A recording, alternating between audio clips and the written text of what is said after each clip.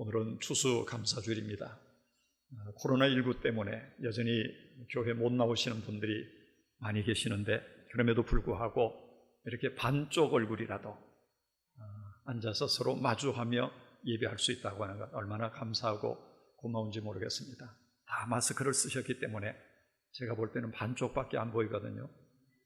여러분, 반쪽 얼굴이라도 옆에 가까이 계시는 분들 한번 눈이라도 찌끔 감아주시고 서로 한번 인사 나눠보실까요? 반갑습니다. 고맙습니다. 데살로니가전서 5장 18절은 이렇게 말씀합니다. 범사에 감사하라.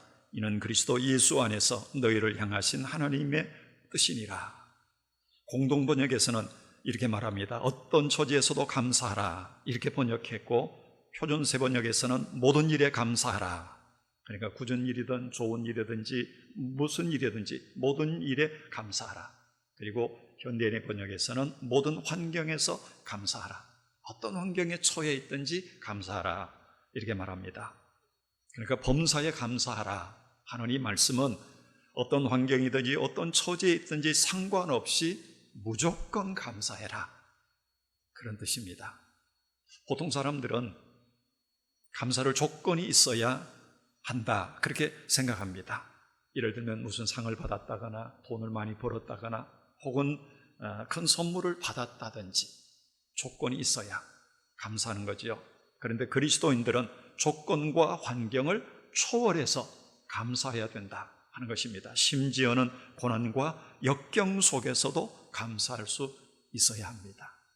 이게 우리 그리스도인들의 감사라고 하는 것입니다.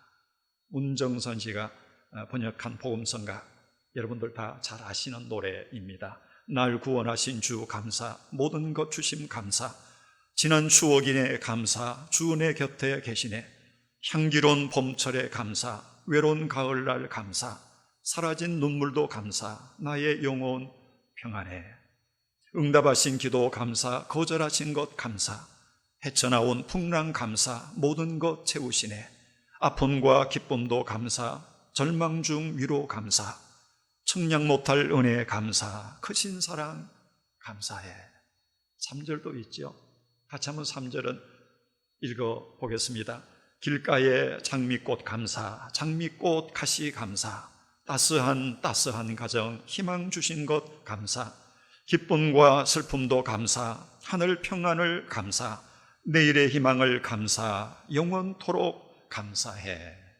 아멘. 이런 감사를 일러서 어떤 분은 전천후 감사라고 그렇게 표현을 했습니다. 성경적으로 말하면 범사에 감사하라 하는 것인데, 성경은 바로 이것이 그리스도 예수 안에서 너희를 향하신 하나님의 뜻이니라. 다른 말로 하면 우리를 향하신 하나님의 명령이라고 하는 것입니다.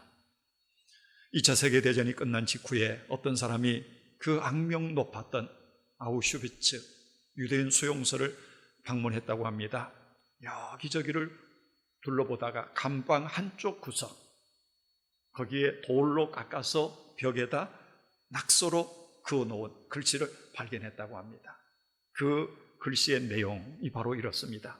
하늘을 두루마리 삼고 바다를 먹물 삼아도 한없는 하나님의 사랑 다 기록할 수 없겠네. 하나님의 크신 사랑 그 어찌 다 쓸까? 저 하늘 높이 쌓아도 채우지 못하리. 하나님 크신 사랑은 청량 다 못하네. 영원히 변치 않는 사랑 성도여 찬양하세. 여러분 다 아시는 찬송가 304장 3절 가사입니다. 어떻게 그 지옥 같은 곳에서 하루에도 수백 명씩 가스실에 강제로 끌려가서 죽어나가는 그 현장에서도 하나님의 사랑을 이렇게 노래할 수 있었을까? 사랑의 하나님이 이유 없는 고통을 허락하실 리가 없음을 굳게 믿었기 때문에, 그 믿음이 있으니까 그런 찬송시를 쓸 수 있었다는 것입니다. 그 처절한 고통 속에서도 하나님은 우리에게 가장 좋은 것을 지금도 만들어가고 계신다 하는 그 사실을 믿었기 때문에 그런 찬송시를 쓸 수 있었던 것입니다. 사도 바울이 고백했던 것처럼 하나님을 사랑하는 자 곧 그 뜻대로 부르심을 입은 자들에게는 모든 것이 합력하여 선을 이루느니라 하는 바로 그 믿음이 있었기 때문입니다.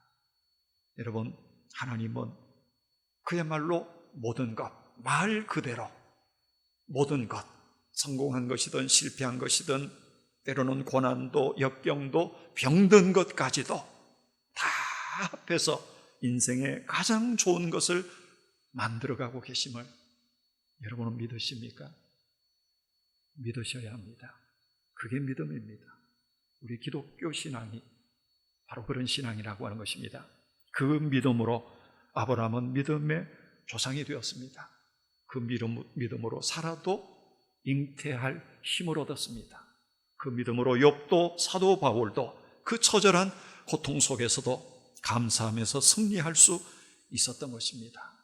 오늘 우리도 똑같은 그 믿음으로 이 어려운 고난을 넉넉히 이겨낼 줄로 믿습니다. 이겨내는 하나님의 사람들 되시기를 축복합니다. 그렇다면 오늘 우리가 이 말씀을 통해서 묵상할 것은 어떻게 우리가 범사에 감사하는 이 전천후 감사를 할 수 있을까 하는 것입니다.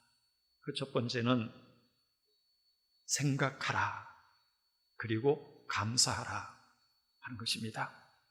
생각하지 않으면 사실은 감사할 게 아무도 없습니다. 아무것도 없습니다. 그러나 잘 생각해 보면 거기에 감사할 게 무궁무진합니다.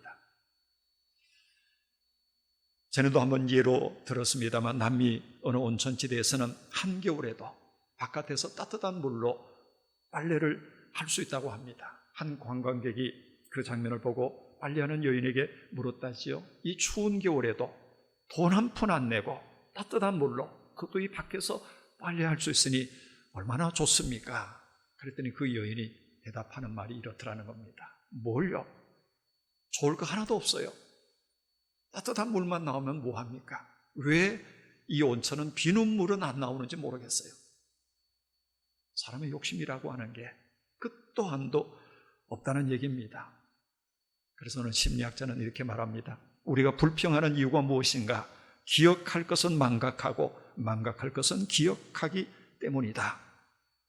기억해야 될 것은 잊지 말아야지요. 그러나 잊어버려야 될 것은 잊어버려야 합니다. 그런데 우리는 거꾸로 할 때가 참 많지 않습니까? 기억해야 될 것은 망각해버리고 잊어버려야 될 것은 평생 동안 잊지 않고 그걸 붙들고 살아갑니다. 이미 누리고 있는 것, 그건 당연하게 여기고 내게 없는 것만 자꾸 헤아리면서 불평합니다. 그러니까 감사보다는 불평을 더 많이 하며 살아가게 되는 거지요. 감사라고 하는 게 도대체 어디서부터 나오는 겁니까? 감사는 내게 주어진 환경이나 조건에서 나오는 게 아닙니다. 바로 우리의 마음에서부터, 깨달음에서부터 나온다고 하는 겁니다. 아무리 좋은 환경 속에서도 이게 얼마나 좋은지를 깨닫지 못하면 그 좋은 건 누리며 살면서도 감사가 안 나옵니다. 그러나 아무리 어려운 환경 속에서도 감사할 것을 깨달으면, 하나하나 발견하면 감사하면서 살 수가 있다는 겁니다. 일란성 쌍둥이가 있었습니다. 둘 중에 한 아이는 언제나 낙천적이었는데 다른 한 아이는 항상 불평과 불만이 가득 차 있었습니다. 심리학자가 이 두 아이의 상태를 한번 연구를 했습니다.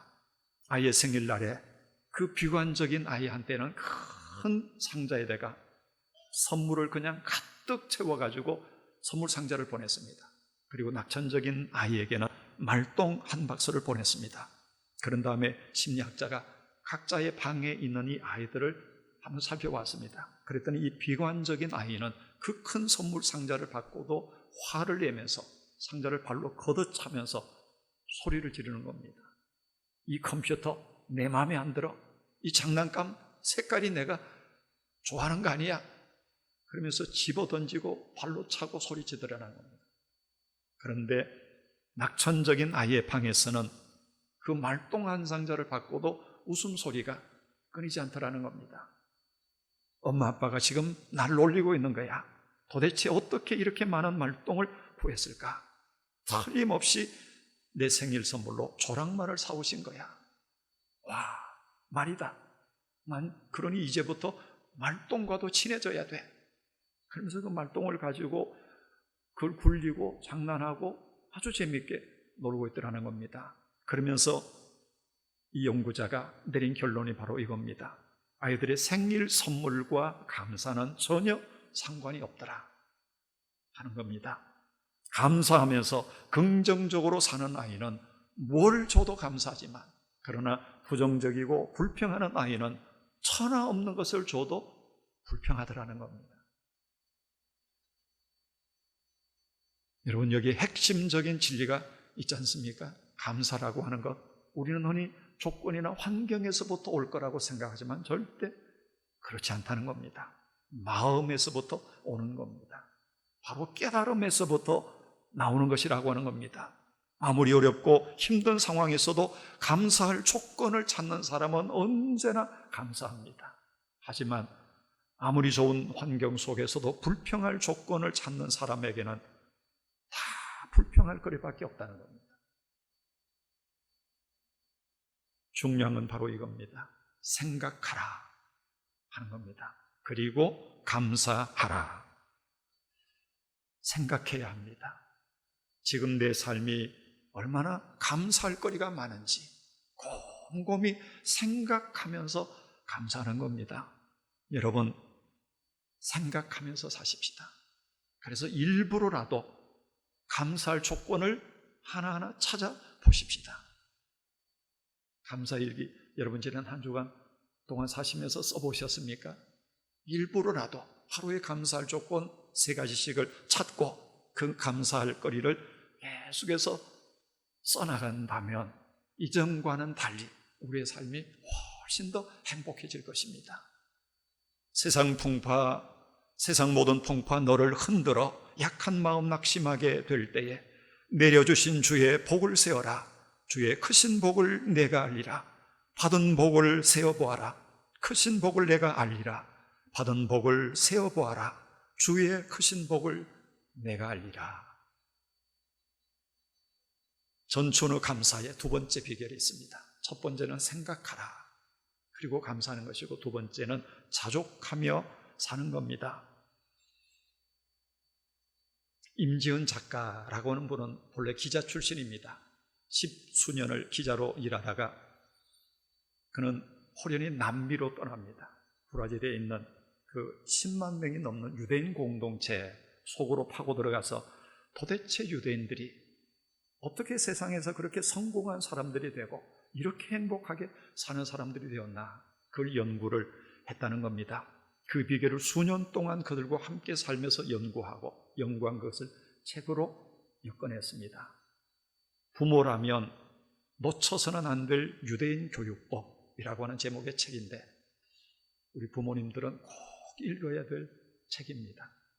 또 우리 할아버지 할머니들도 읽으면 손자들을 대할 때 훨씬 더 지혜로울 것입니다. 교회학교 선생님들 반드시 읽기를 권합니다. 이 책 5장을 보면 역경은 아이를 강하게 한다 하는 제목인데, 그 첫 문장이 이렇게 시작이 됩니다. 이 세상에서 가장 행복한 사람은 누구인가? 자기가 가진 것으로 만족하고 감사하는 사람이다. 행복은 감사하는 사람의 것이다. 감사할 줄 모르면 행복할 수 없다 하는 그런 얘기입니다. 그는 또 탈무드에 있는 이야기를 인용해서 실어놨습니다. 만일 한 손을 다쳤으면 2손을 다 다치지 않은 것을 하나님께 감사하라. 만일 한쪽 발을 다쳤으면 2발을 다 다치지 않은 것을 하나님께 감사하라. 2손과 2발을 다 다쳤다 해도 목이 부러지지 않은 것을 하나님께 감사하라. 만일 목이 부러졌다면 그 다음에는 염려할 것이 조금도 없다. 하나님이 천국에서 맞아주실 테니까. 아멘 하시는 분이 아무도 없네요.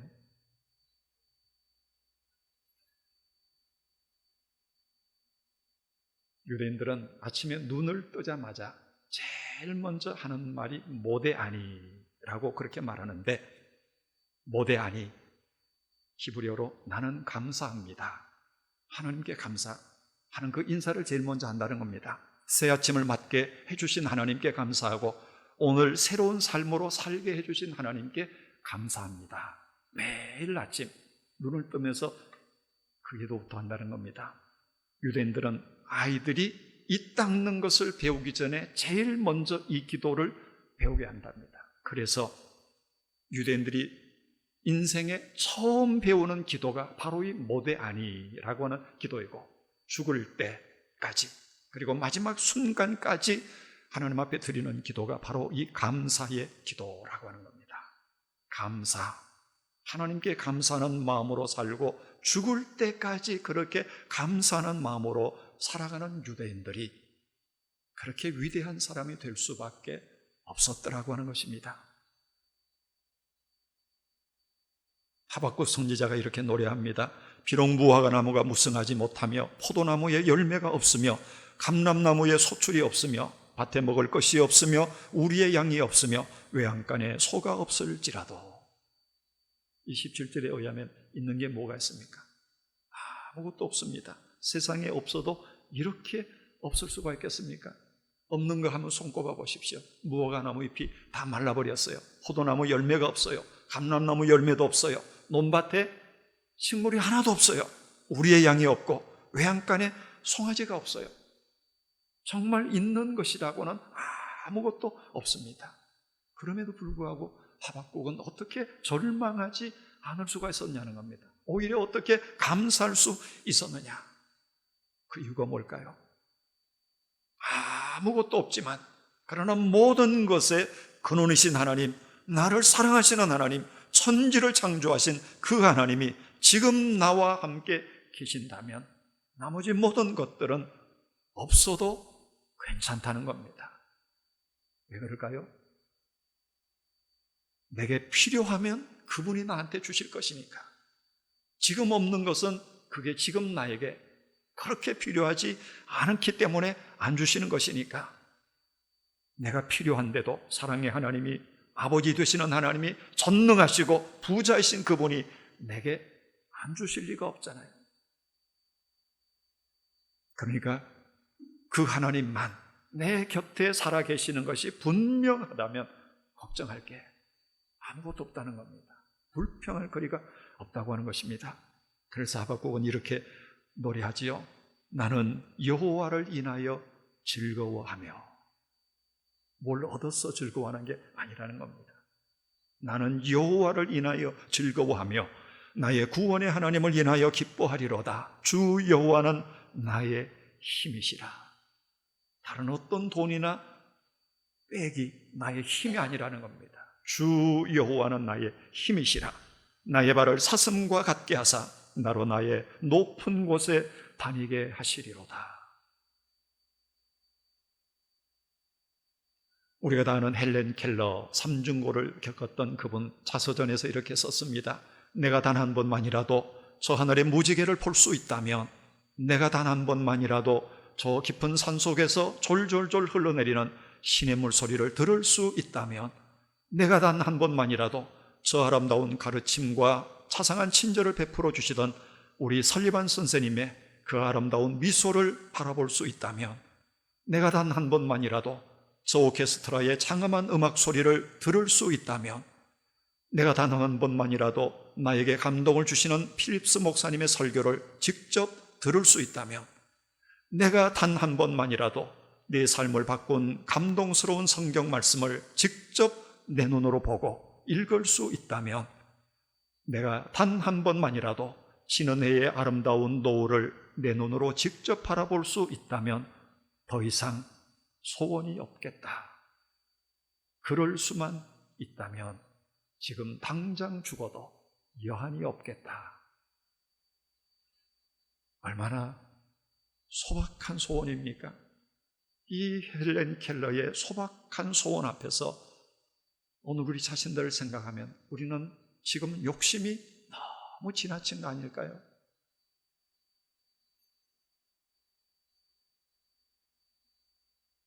단 한 번만이라도 보고 싶고 듣고 싶었던 그런 것들을 할 수만 있다면 당장 죽어도 여한이 없겠다고 고백했던 그 헬렌 켈러의 소박한 그 소원을 우리는 사실 지금 일상적으로 날마다 경험하면서 살아갈 수 있잖아요.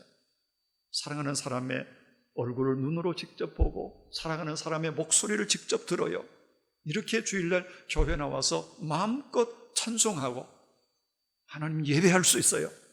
마음만 먹으면 산소 깊은 계곡에서 흘러내리는 시냇물 소리를 들을 수 있어요.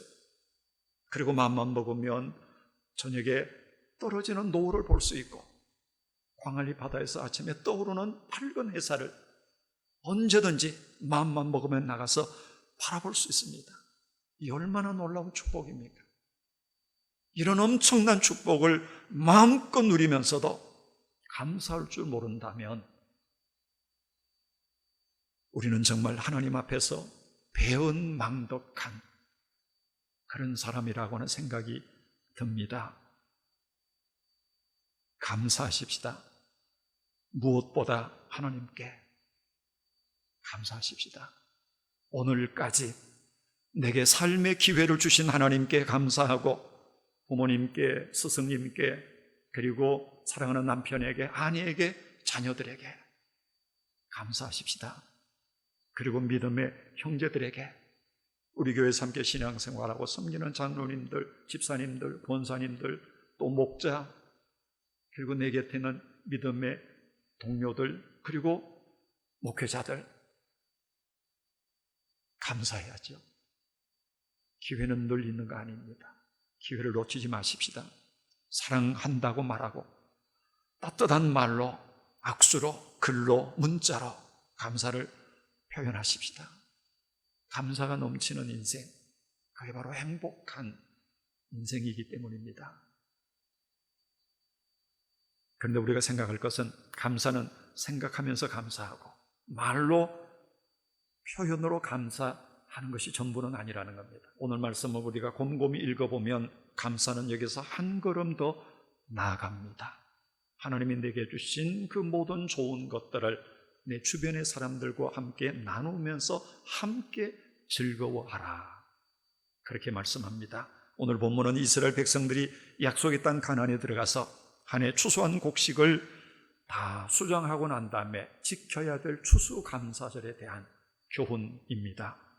이 본문을 주의 깊게 읽어보면 이들이 추수감사절기에 해야 될 두 가지가 있습니다. 첫 번째는 하나님께서 그들에게 주신 소산물, 만물을 가지고 와서 하나님께 감사의 예배를 드리는 것이고, 그게 첫 번째고, 두 번째는 평소에 좀 소원했던 이웃들과 함께 하나님께서 내게 주신 그 귀한 것들을 나누면서 함께 축제하라 하는 것이 하나님의 두 번째 가르침입니다. 오늘 본문 11절 말씀 우리가 다 같이 한번 같이 읽어봅니다. 내 하나님 여호와께서 너와 내 집에 주신 모든 복으로 말미암아 너는 레위인과 너희 가운데에 거류하는 객과 함께 즐거워할지니라.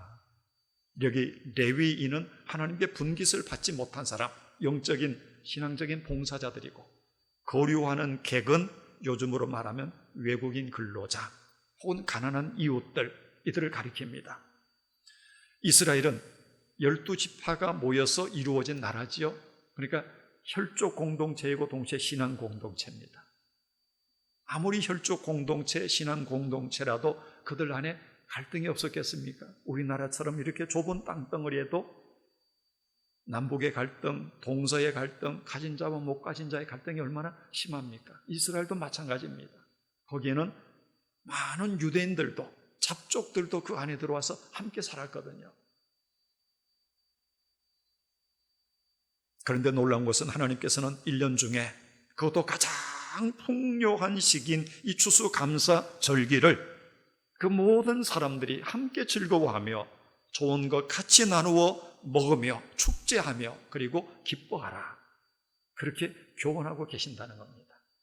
사실 곰곰이 생각해 보면 만일 그 축제가 없었더라면, 이 추수감사절기 축제가 없었더라면 1년 동안 오해가 쌓이고 울분이 쌓이고 갈등이 있었던 것들이 풀어질 기회가 없었을 것입니다. 그런데 그날 그 한 주간, 이 수장절 기간 동안에 평소에 오해했던 것들을 다 풀어버리고 좋은 것 서로 내놓고 같이 나누어 먹고 마시면서 그동안 슬픔, 걱정, 염려 다 같이 공유하며 새로운 공동체로, 신앙 공동체로 거듭나게 했던 기회, 그게 바로 추수감사 절기였다고 하는 것입니다. 우리나라를 가리켜서 흔히 안전한 국가라고 말하지요. 사실 우리나라만큼 치안이 잘 유지되는 나라도 흔치 않습니다. 외국에 나가면 밤중에 어디를 마음대로 돌아다닙니까? 그러나 우리나라는 밤중이고 언제고 어디든지 걱정 없이 돌아다닐 수 있지요. 그만큼 안전한 나라입니다. 그런데 염려되는 부분이 하나 있습니다. 서울대 행복연구센터에서 공개한 한국 사회와 울분이라는 연구 논문에 의하면 한국인 성인 남녀 14.7%가 일상생활에서 장애를 일으킬 만한 중증 이상의 울분을 품고 살아가고 있다는 겁니다. 우리가 매스컴을 통해서 자주자주 보고 있는 거잖아요. 집에서 스트레스가 쌓였다고 어떤 여자분이 백화점에 가서 직원한테 그냥 자기 스트레스를 다 쏟아놓는 겁니다. 자기 감정 분풀이를 하지요. 그러면 백화점 직원은 손님하고 싸울 수 없잖아요. 다 당하고 그 서러움을 어떻게 할 방법이 없으니까 매장 안 창고에 들어가서 1시간 동안을 펑펑 눈물을 쏟으며 웁니다. 그러면 그 직원이 마음에 받았던 그 스트레스와 울분은 어떻게 해소할 수 있습니까? 이거 외에도 요즘 아파트가 많으니까 아파트 층간 소음 때문에 다투고 그러다가 흉기를 가져가서 찌르기도 하지요. 자동차 좀 살짝 부딪혀서 뭐가 긁혔다고 펌프 좀 갈면 되는데 그걸 가지고 언성을 높이고 싸우고 그냥 주먹질하고 이런 일들이 하루가 멀다고 다반사로 일어납니다. 우리 한국 사람들이 품고 있는 이 울분, 독일과 비교하면 무려 6배가 많다고 합니다. 쉽게 말하면 우리나라는 100명 중에 15명이 지금 폭탄을 들고 다니고 있는 겁니다. 그것도 중증 이상이 그렇고 위험수위에 있는 사람들의 수치는 무려 39.9%가 된다는 겁니다. 말하자면 100명 중에 40명은 언제 터질지 모릅니다. 우리 한국 사람들은 그만큼 무서운 시대가 되고 말았다는 겁니다. 왜 이렇게 됐을까? 바로 사회 구성원들 간의 감정 소통이 제대로 되지 않기 때문이라는 겁니다. 괜히 나만 억울하게 당하고 있다.